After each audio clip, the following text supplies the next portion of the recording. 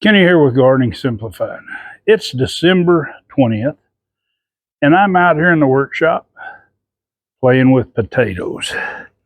And I ordered all my seed potatoes early because I want to make sure I get some, but I want to make sure I have the ability to get them to chit. And a lot of times, if they're in the cold, they're not going to chit as well.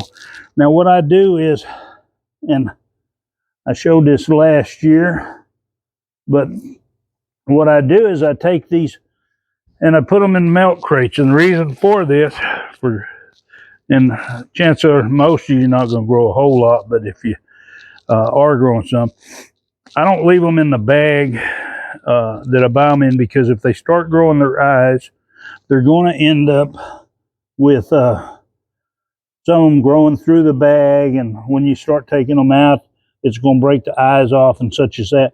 When I put them in these milk crates, if the eyes tend to go through the side, if for some reason they get real long ones, it's easier to work them out without tearing them up and breaking them off.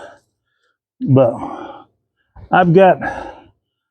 right now I've got 3 different varieties. I've got 200 pounds of potatoes, and I have one more variety that hadn't arrived yet. And hopefully here in the next couple of weeks it'll come.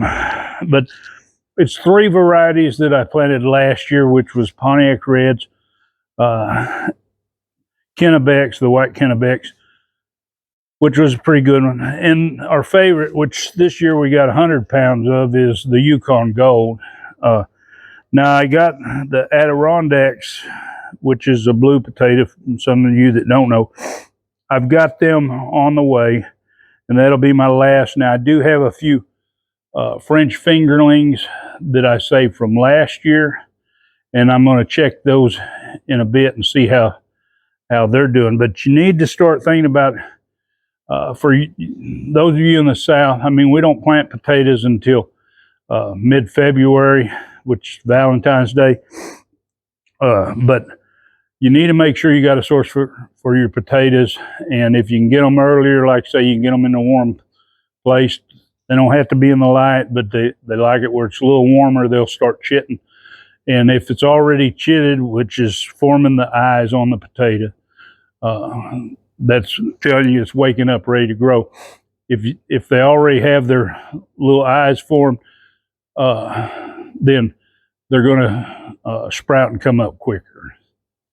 Okay, we have all the ones that we just purchased in the container. Now, the other thing I didn't mention is that whenever you go through these, and one reason we take them out of the bag, if we have any, now this looks like it might be healed over, but we don't know. And if this got in a warm place, it might decide to rot. This one here, the way it's all split, it's been stepped on or crushed somewhat.